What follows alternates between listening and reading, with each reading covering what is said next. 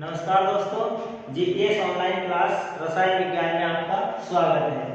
तो दोस्तों, हमने कल ठोस अवस्था के जो ठोसों के गुण हैं तथा ठोसों का वर्गीकरण है, ये आपने कल पढ़ा था। उसी टॉपिक को आगे बढ़ाते हुए आज हम क्रिस्टलीय व अक्रिस्टलीय ठोसों के गुणों के बारे में जानकारी लेंगे, इनका वर्गीकरण करेंगे तथा इनमें जो अंतर होते हैं गुणों में, उनके बारे में हम जानकारी लेंगे। तो आज हमारा जो टॉपिक है वो होगा क्रिस्टलीय व अक्रिस्टलीय ठोसों के गुण। पहला टॉपिक क्रिस्टलीय व अक्रिस्टलीय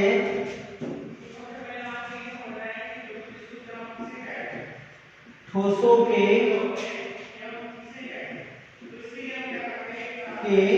गुण। देखिए, इनके जो गुण होते हैं वो इनकी प्रकृति के आधार पर होते हैं। इनके जो गुण हैं वो इनकी प्रकृति के आधार पर पढ़े जाएंगे कि ये किस तरीके से व्यवहार दर्शाते हैं। इसी व्यवहार को देखने के लिए सबसे पहले हम इनके दिशात्मक गुणों का अध्ययन करते हैं। मतलब गुणों में सबसे पहला गुण जो हमारा आएगा वो होगा इनका दिशात्मक गुण। दिशात्मक गुणों में देखिए, उसे हम दैशिकता कहते हैं। तो सबसे पहला गुण होगा दैशिकता। क्या होगा? दैशिकता। दैशिकता मतलब दिशात्मकता। दिशात्मक गुण मतलब क्या हुआ? दिशात्मक गुण, अर्थात जो दिशा के अनुरूप गुण दर्शाते हैं। मतलब अलग अलग क्षेत्रों पर अलग अलग तरीके के गुण दर्शाएंगे या समान प्रकार के गुण दर्शाएंगे, वो मतलब क्षेत्रीय गुणों को हम दिशात्मक गुण कहते हैं।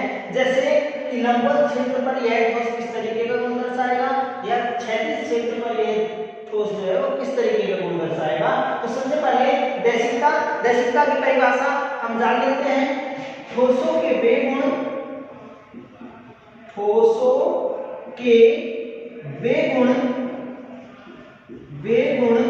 जो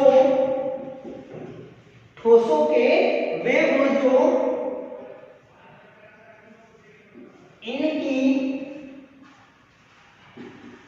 दिशात्मक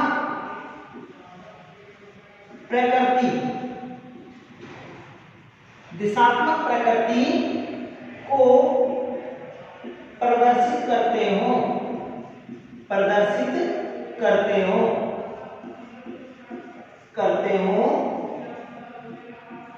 दिशात्मक गुण कहलाते हैं। क्या कहलाते हैं?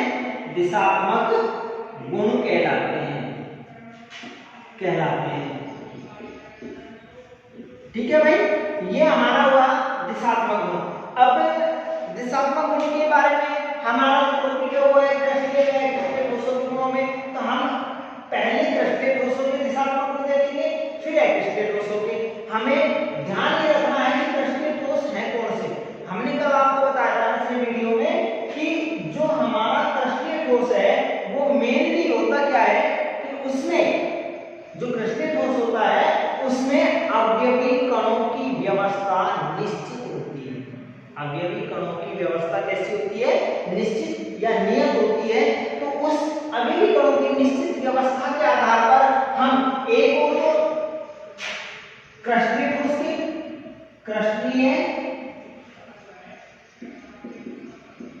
ठोस के दिशात्मक गुण और दूसरी ओर हम ले लेते हैं अक्रिस्टलीय ठोस को। अक्रिस्टलीय ठोस के दिशात्मक गुण। ठीक है, अब हम सबसे पहले इन दोनों की जो डायग्राम है, जो क्रिस्टलीय ठोस है तथा अक्रिस्टलीय ठोस है, उसके बारे में जानकारी ले लेते हैं। हमने पढ़ा था कि क्रिस्टलीय ठोस जो होते हैं उनके जो कण हैं वो नियत व्यवस्थित होते हैं। नियत व्यवस्थित का मतलब होता है कि धनायन आता है, उसके बाद क्या आता है? ऋणायन आता है। इस तरीके से हम इसका एक डायग्राम बना लेते हैं और डायग्राम के आधार पर हम आपको आगे इसको समझाएंगे कि किस तरीके से आपको इनकी दैशिकता के गुण को देखना है। ठीक है,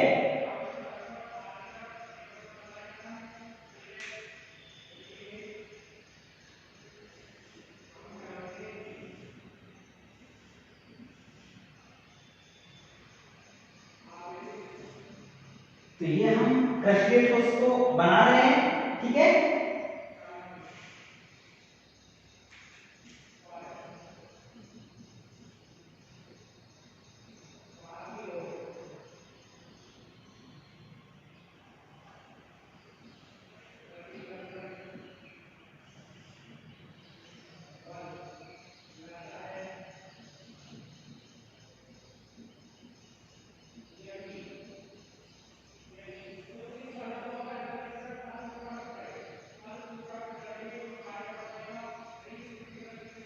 चलिए हम इसको दूर बनाते हैं थोड़ा सा, प्लस उसके बाद माइनस, उसके बाद प्लस, उसके बाद माइनस और उसके बाद प्लस। इसी तरीके से हम इसका दूसरी दिशा पर पुनरावृत्ति कर लेते हैं।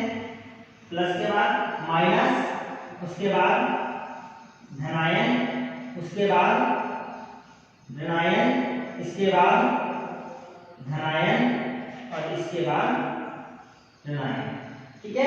इसी तरीके से हम आगे धनायन, उसके बाद ऋणायन, इसके बाद कोई धनायन अवयवी कण है, उसके बाद ये धनायन अवयवी कण है और यहाँ पर भी धनायन अवयवी कण है। इसी तरीके से हमारा जो अगला स्टेप चलेगा कि भाई आगे के हमें इसी तरीके से आगे व्यवस्था करना है। इस व्यवस्था को हम नियत व्यवस्था कहते हैं और नियत व्यवस्था के आधार पर हम मेनली क्रस्टीय ठोसों की व्यवस्था करते हैं। अब ये जो क्रस्टीय ठोस है इसकी व्यवस्था हमने कर ली है। इसी तरीके से हम अकृष्टीय ठोस के बारे में जानकारी लेते हैं कि भाई अकृष्टीय ठोस क्या है, ठीक है। तो अकृष्टीय ठोस की व्यवस्था कैसी होती है, जिसमें अवयवी कण जो है मतलब धनायन या ऋणायन है वो अनियमित व्यवस्थित होते हैं। अनियमित व्यवस्था का अर्थ क्या होता है, अनियमित व्यवस्था का अर्थ होता है इस वीडियो के अकॉर्डिंग कि हम धनायन और ऋणायन का समुच्चय बना लेंगे। जैसे कि धनायन धनायन, जैसे भाई ऋणायन आ रहे हैं तो ऋणायन ऋणायन आ जाएंगे एक साथ, ठीक है। उसके बाद कोई धनायन आ जाएंगे। इसमें मेनली जरूरी नहीं है कि आपके अवयवी कण निश्चित रूप से व्यवस्थित हो, अवयवी कण निश्चित रूप से व्यवस्थित हो इसका कोई जरूरी नहीं है। मैटर करता है कि इसमें जो अवयवी कण है वो अनियमित रूप से व्यवस्थित रहते हैं। कैसे रहते हैं, अनियमित रूप से। अनियमित रूप से व्यवस्थित मतलब कि धनायन धनायन गुच्छा बना रहे हैं, एक साथ समुच्चय बना रहे हैं, तो वो कहलाता है आपका क्या कहलाता है, अकृष्टीय ठोस की व्यवस्था। ये अकृष्टीय ठोस की व्यवस्था है। इसी को हम आगे कर लेते हैं कि भाई जो धनायन है वो व्यवस्थित कर दिए और इसी तरीके से यहाँ ऋणायनों की व्यवस्था होगी। ये अनियमित व्यवस्था है।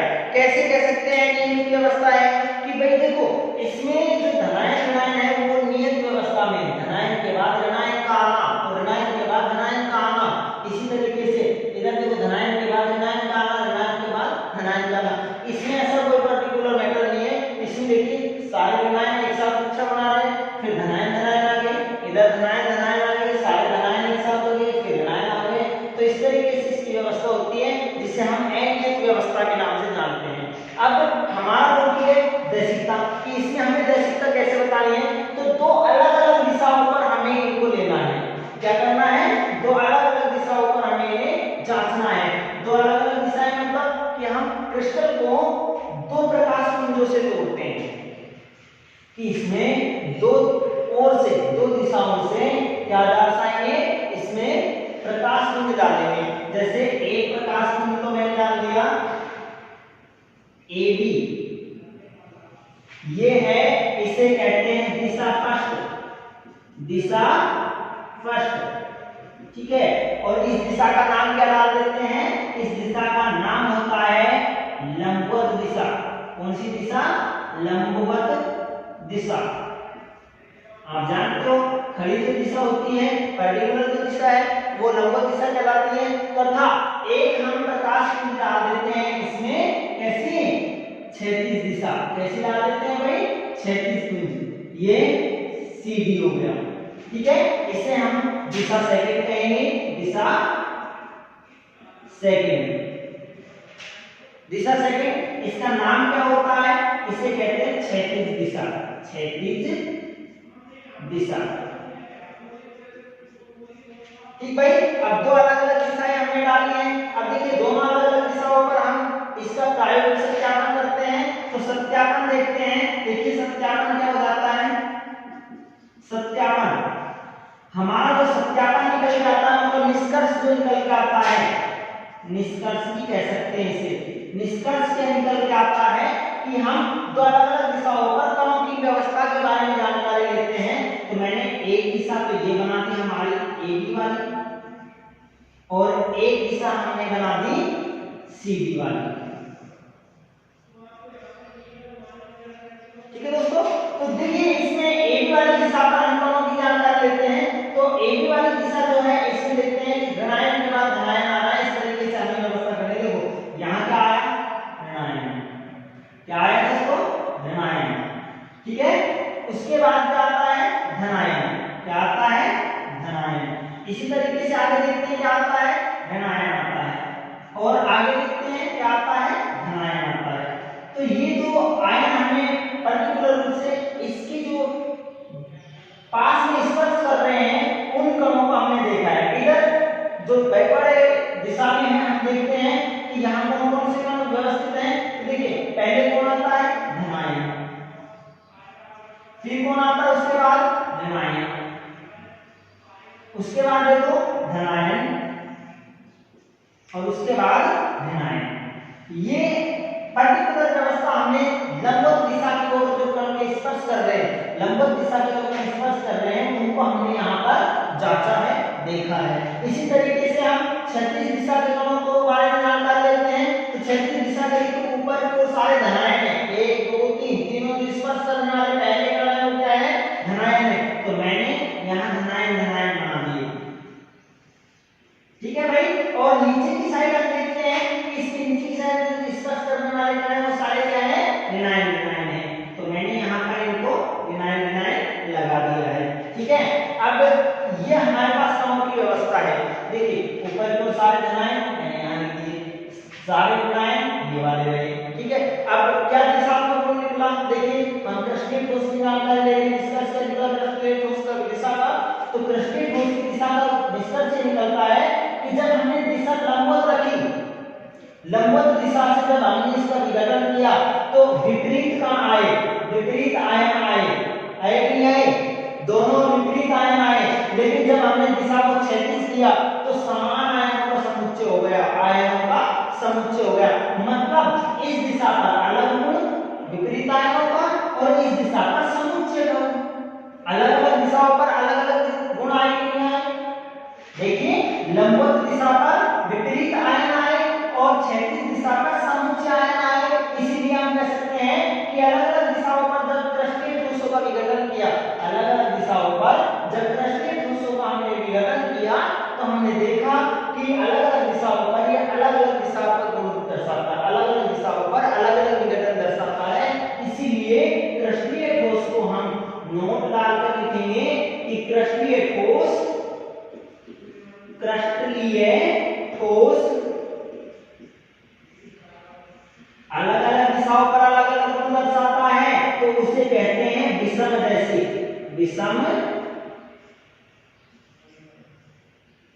विषमदैशिक होते हैं। ध्यान रखना, यहां से मैं क्वेश्चन भी बनाऊंगा आगे कि कृष्णीय ठोस कैसे होते हैं, विषमदैशिक होते हैं। अब हम यहाँ अकृष्णीय ठोस के बारे में जानकारी लेते हैं। देखिए वही दो तरीके की दिशा डालेंगे, एक तो मैंने डाल दी लंबवत दिशा, एक ही नाम दिया इसको, इस दिशा का नाम दिशा फर्स्ट, दिशा फर्स्ट का नाम दिया मैंने लंबवत दिशा। ठीक भाई, एक मैंने यहां पर वो क्षैतिज डाल देंगे। देखिए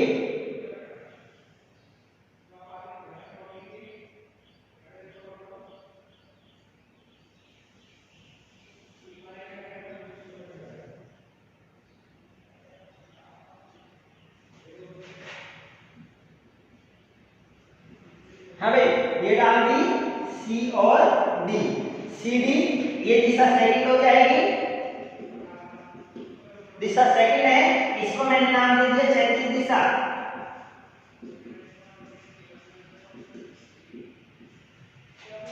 ठीक है, अब इसका मैं सत्यापन निष्कर्ष निकालता हूं।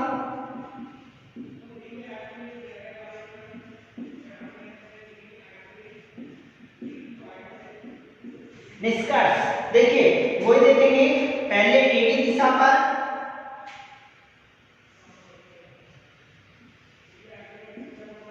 गोले देखिए एडी दिशा पर कैसे हैं, दो धनायन हैं, तो मैंने दो धनायन और दो ऋणायन एक साथ कर दिए।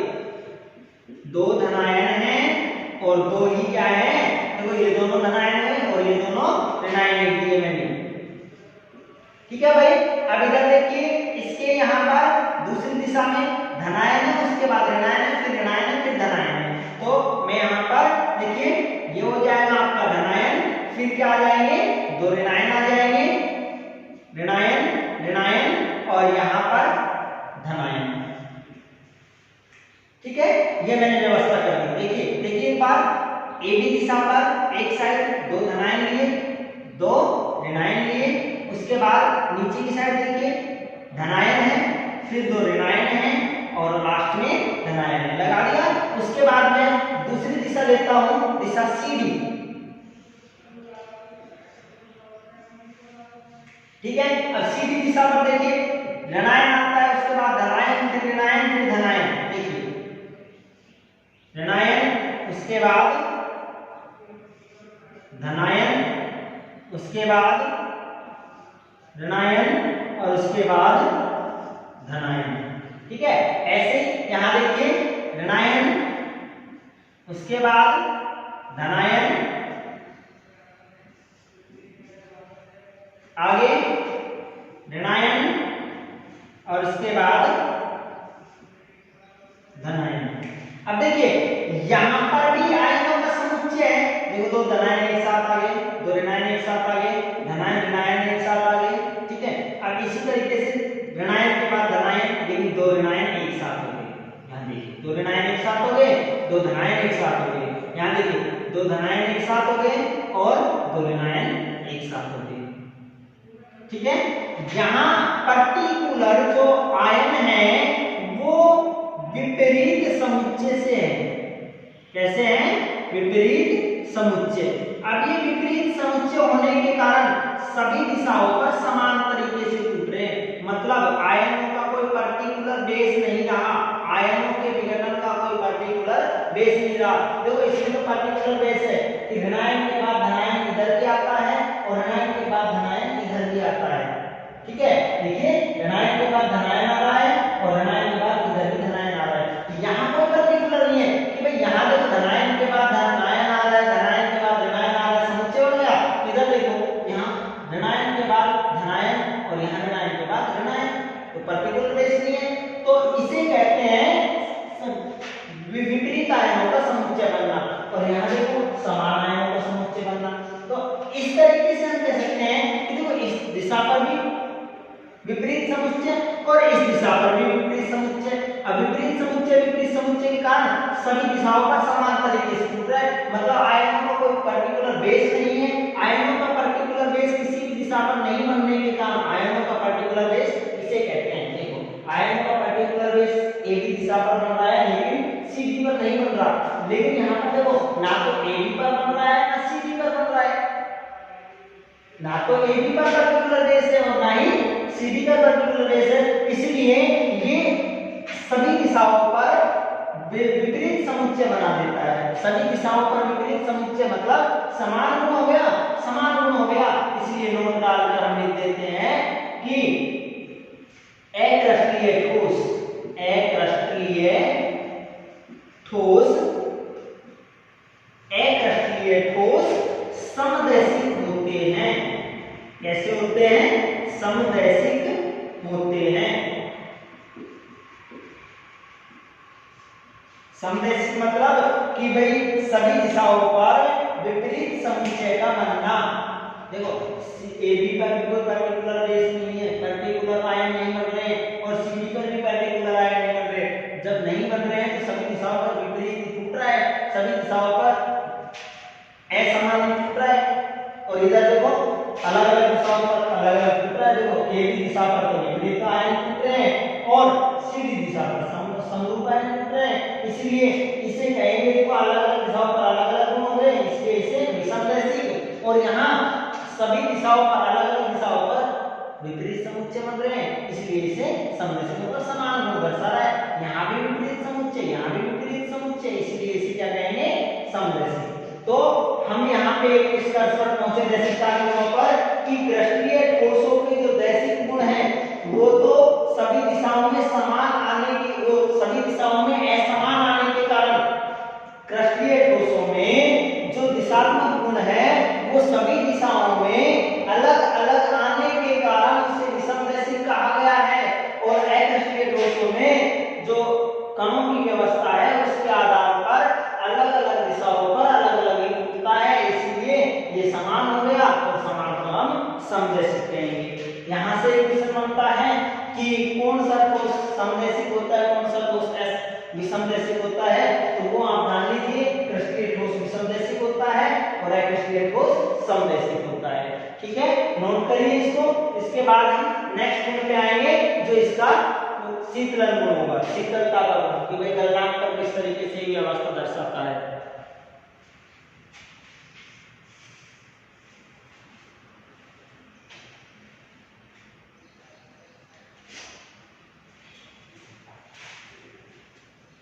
ठीक है बच्चों, तो देखिए इसमें हमने पहला ले लिया, पहला गुण दैशिकता का समझ लिया। दैशिकता के लिए क्वेश्चन कैसा बनाता है, तो क्वेश्चन के बारे में मैं आपको बता देता हूं। देखिए क्वेश्चन कैसा बनेगा वो लिख देता हूं। क्वेश्चन है जैसे कि अभी अभी हमने एक क्वेश्चन देखा था कि आपके बुक में लिखा हुआ है कि एक ठोस पदार्थ जो अलग अलग दिशाओं से विघटित करने पर, एक ठोस पदार्थ अलग अलग दिशाओं पर विघटन करने पर, अलग अलग दिशाओं पर तोड़ने पर, क्वेश्चन में आ रहा हूं, क्वेश्चन है एक ठोस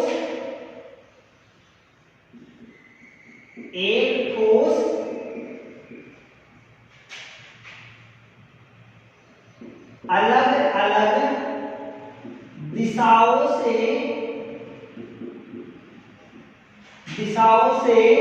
विघटन करने पर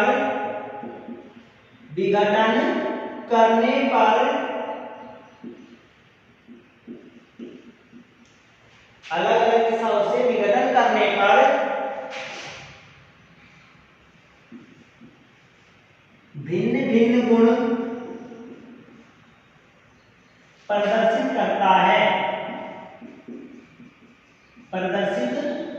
करता है,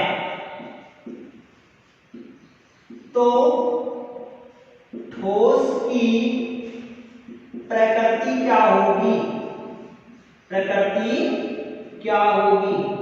अब देखिए यहाँ पर स्पष्ट लिखा है इसमें कि एक ठोस पदार्थ है, कोई भी जो हमने ठोसों का वर्गीकरण पढ़ा है, या तो कृष्णीय ठोस है या अकृष्णीय ठोस है, कोई भी ठोस पदार्थ है उसको अलग अलग दिशाओं में जब इसने तोड़ा, मतलब क्षैतिज और लंबवत जब इसने तोड़ा तो विघटन करने पर भिन्न भिन्न गुण आए, मतलब क्षैतिज दिशा पर अलग गुण आते हैं और जो लंबवत दिशा है उस पर अलग गुण आते हैं। तो ये दोनों दिशाओं पर जो अलग अलग गुण दर्शा रहा है, तो इसीलिए इस ठोस की इसने प्रकृति को पूछ लिया है कि प्रकृति क्या होगी। तो आंसर भाई प्रकृति हमें पता चलाना है, हमें यहाँ दे रखा है हिंट कि विघटन करने पर भिन्न भिन्न गुण आता है। भिन्न भिन्न गुण का मतलब क्या होगा, अलग अलग दिशाओं पर अलग अलग गुण को हम क्या कहते हैं, विषमदैशिक। अब विषमदैशिक कौन सा ठोस है, विषमदैशिक होता है कौन सा ठोस, क्रिस्टलीय ठोस। कौन सा ठोस, क्रिस्टलीय ठोस। तो ठोस की प्रकृति क्या होगी, क्रिस्टलीय ठोस। आंसर क्या हो जाएगा इसका, क्रिस्टलीय ठोस आंसर हो जाएगा। ये हमारे पास क्वेश्चन आता है।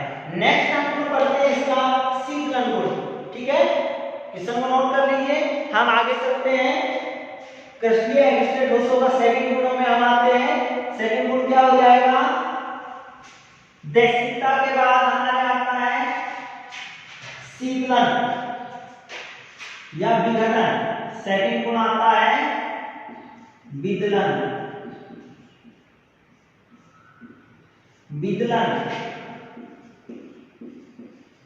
टूटना या विघटन।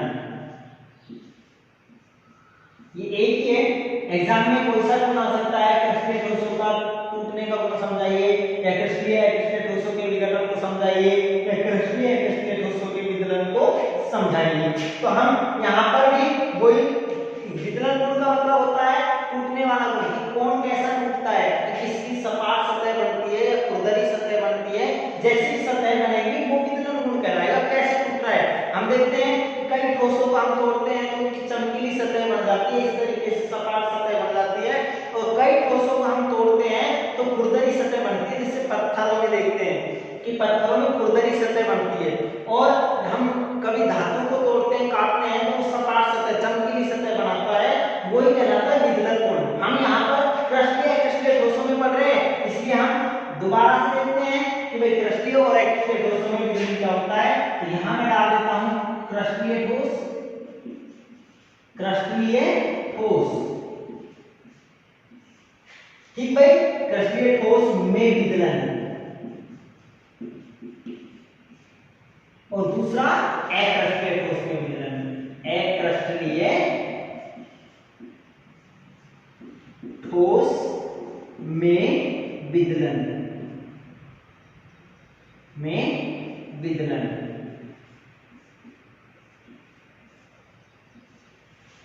ठीक भाई, अब देखिए सबसे पहले मैं वो क्रिस्टलीय ठोस बना लेता हूं, उसके बाद मैं अक्रिस्टलीय ठोस बनाऊंगा। क्रिस्टलीय ठोस की व्यवस्था कैसी होती है, नियत व्यवस्था, मतलब धनायन के बाद ऋणायन का समुच्चय बनना। धनायन हो गया, उसके बाद ऋणायन का बनना, धनायन, ऋणायन, धनायन। इधर देखते हैं ऋणायन, धनायन, मतलब विपरीत आयन समुच्चय बन रहा है, तो कहलाएगा वो क्या, क्रिस्टलीय ठोस। तो हम क्रिस्टलीय ठोस की व्यवस्था कर रहे हैं। क्रिस्टलीय ठोस की व्यवस्था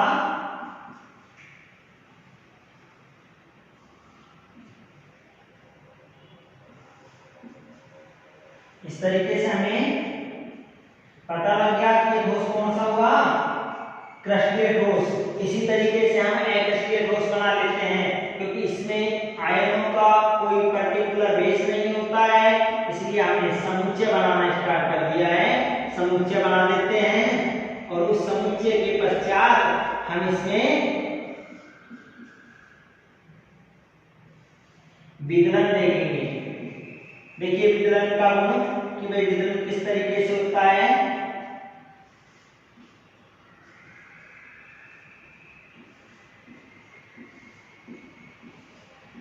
ये बना दिया हमने अक्रिस्टलीय ठोस। इसमें आयनों का समुच्चय बनता है, इसमें आयनों का विपरीत आयन बनता है, मतलब पर्टिकुलर आयनों का बेस बनता है। तो देखिए ये हो गया क्रिस्टलीय ठोस, ये हो गया अक्रिस्टलीय ठोस। दोनों ठोसों में हमें क्या करना है, अब इसमें टूटने का गुण देखना है। टूटना मतलब कि एक दूसरे से कैसे विघटित होते हैं, तो कहीं से विघटित कर लेना, सतह देखनी है हमें। हम जब आप देखते हैं कि कोई भी पदार्थ को तोड़ते हैं तो धनायन से ऋणायन की ओर टूटता है, मतलब जहां धनायन और ऋणायन होंगे वही विघटित होंगे पदार्थ में से, क्योंकि पदार्थ जो बनता है वो आयनों से बनता है। पता आपको, क्योंकि हमें ठोस पदार्थ पढ़ने हैं, और ठोस पदार्थ प्रबल अंतराणविक बलबंध से बनते हैं, इसलिए उनमें आयनिक बंध होता है, और आयनिक बंध आयनों से ही टूटता है। तो आयनों से हमें तोड़ना है। यहाँ देखिए कि हमेशा जब पदार्थ टूटता है तो धनायन और ऋणायन भी विघटित होते हैं। जब हम इसको तोड़ते हैं तो इस धनायन से ऋणायन टूट जाता है, मतलब आगे बढ़ते हैं, इस ऋणायन से धनायन टूट जाता है, और इस तरीके से ये सतह सीधी निकल जाती है। मतलब इसे किसी दिशा से हम तोड़ेंगे, तो देखिए यहाँ धनायन, यहाँ ऋणायन, मतलब ऋणायन से धनायन को हम तोड़ते हैं तो विघटन आसानी से हो जाता है। ठीक है, तो जहां से भी हम इसे तोड़ते हैं वहां हमारी लाइन टेढ़ी मेढ़ी थोड़ी गई है, सीधी निकली है। सीधी निकलने का मतलब होता है कि ये सपाट सतह देता है। कैसी सपाट सतह, सपाट या चिकनी सतह, चिकनी सतह से विघटन, विघटन अर्थात नोट का अंतर हम क्या लिख देंगे,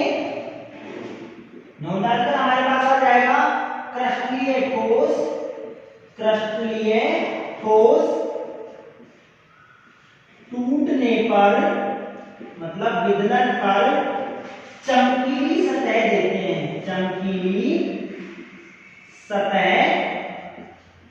देते हैं। ठीक भाई, देखो सपाट सतह का मतलब चमकीली सतह देते हैं, चिकनी सतह देते हैं। क्रिस्टलीय ठोस टूटने पर चमकीली सतह देते हैं, ये हमने निष्कर्ष निकाला।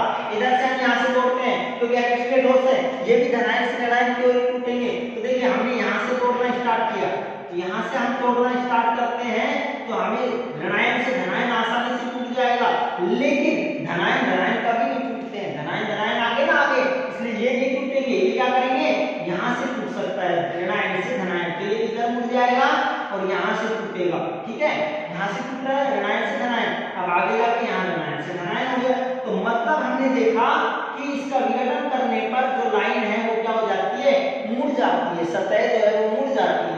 इधर देखिए, यहाँ से देखते हैं आगे कि भाई ऋणायन आयन कभी नहीं टूटते हैं। चलते हैं आगे, इधर देखिए यहाँ आयनों का विकृषण बदल जाता है, इसलिए ये क्या करता है, ऊपर की ओर जाता है और यहाँ से आगे की ओर घूम जाता है इधर। ठीक है, तो ये अलग अलग दिशाओं पर जब हम तोड़ते हैं इसे, तो क्या हो जाता है कि ये टूटने के लिए सतह पर क्या बना लेता है, खुरदरी सतह बना लेता है। तो यहाँ इसे कहेंगे खुरदरी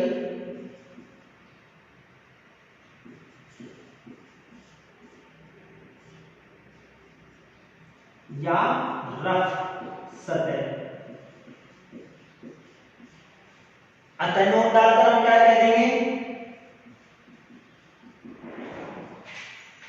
अकृष्टलीय ठोस, अकृष्टलीय ठोस विदलन पर या विघटन पर खुरदरी सतह देते हैं, खुरदरी सतह देते हैं।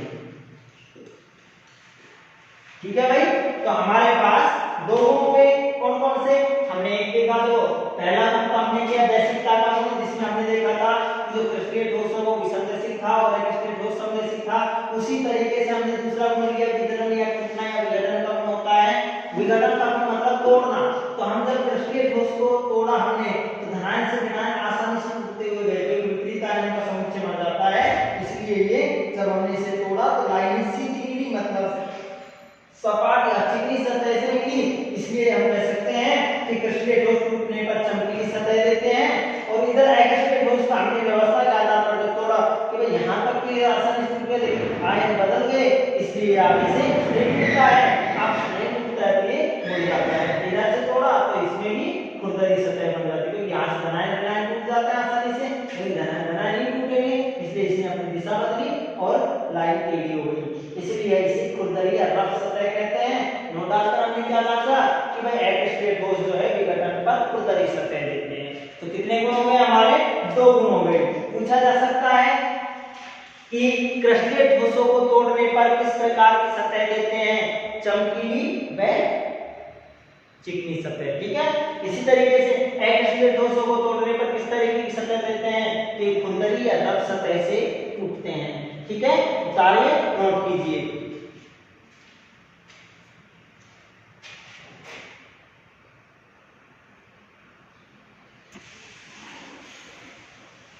ठीक है भाई, इस तरीके से आपको दिया गया है। आगे देखिए, हम इसका क्वेश्चन बनाते हैं कि क्वेश्चन किस तरीके से पूछा जाता है। तो क्वेश्चन में देखिए कैसे बनता है क्वेश्चन, कि इसमें सिर्फ ऐसा क्वेश्चन पूछा जाएगा इस गुण में से, तो इस गुण में से पूछा जाता है एक ठोस पदार्थ,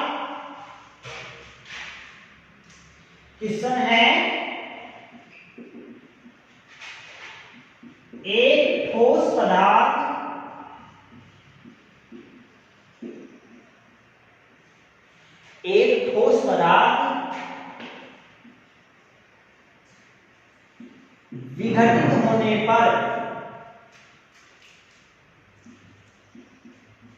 विघटित होने पर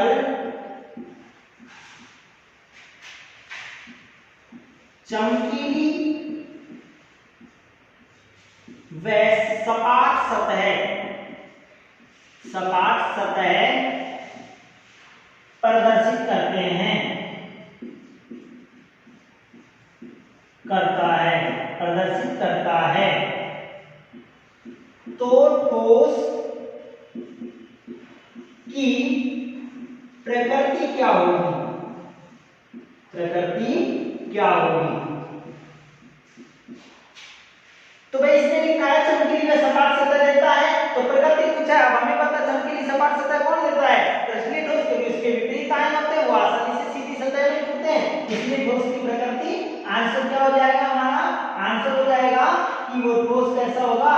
ठोस की प्रकृति, ठोस की प्रकृति क्रिस्टलीय होगी। कैसी होगी? क्रिस्टलीय, क्रिस्टलीय होगी।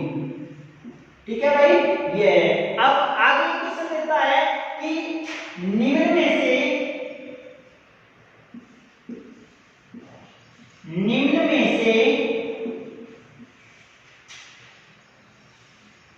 में से कौन सा ठोस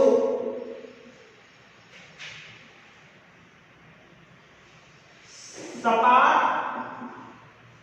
व चमकीली सतह प्रदर्शित करेगा?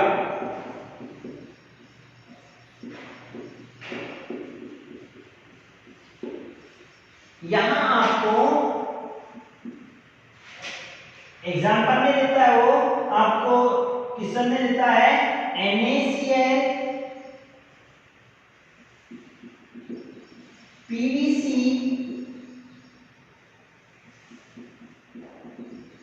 कांच,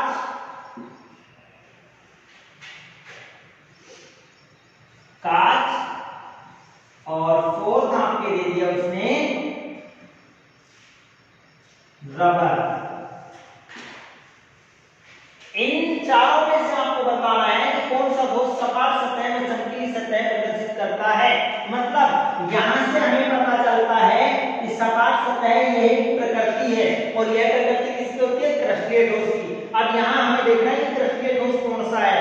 तो हमने क्रिस्टलीय ठोसों के एग्जाम्पल में पढ़ा था कि NaCl क्रिस्टलीय ठोस है, जबकि ये तीनों कैसे हैं? ये तीनों के तीनों कैसे ठोस हैं? अक्रिस्टलीय। ये कैसे हैं? अक्रिस्टलीय। ये तीनों अक्रिस्टलीय हैं, और ये कैसा है? क्रिस्टलीय है। क्रिस्टलीय है, तो हमारे पास आंसर क्या हो जाएगा? आंसर हमारा उत्तर हो जाएगा क्रिस्टलीय ठोस। कैसा हो जाएगा? क्रिस्टलीय ठोस।